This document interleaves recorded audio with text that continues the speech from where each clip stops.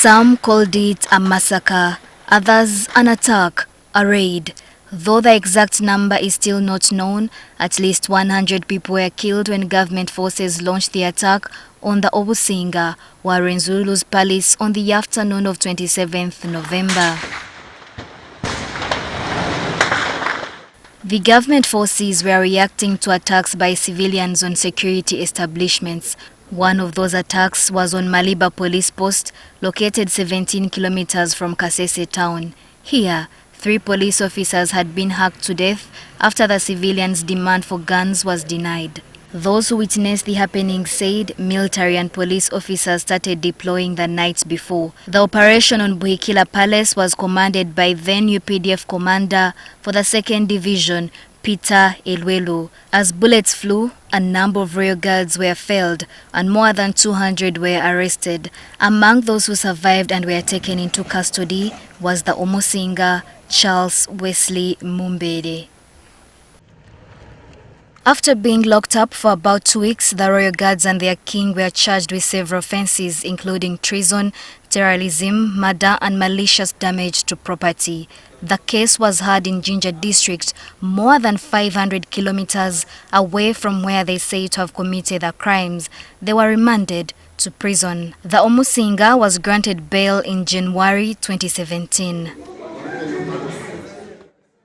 In 2018, Mumbere was committed to the International Crimes Division of the High Court but was granted bail with a condition that could not travel out of Kampala, Wakiso and Mukono districts. Meanwhile, some of his royal guards had died in prison and the palace was going to ruins.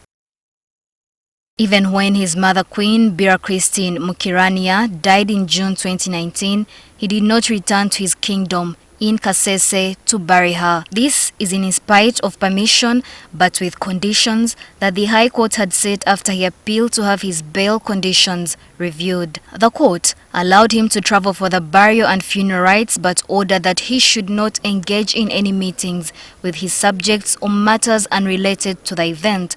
Because of a rift in the family on where Mukirania would be buried, Mumbere cancelled the trip.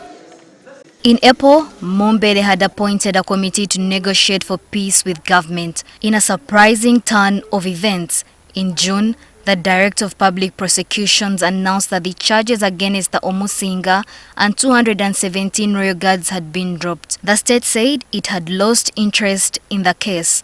The charges were withdrawn after the suspects were granted amnesty when they reportedly admitted to participating in the crimes and denounced rebel activities.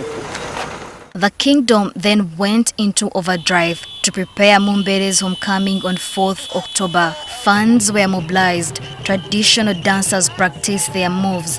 A place where he would stay temporarily was made ready.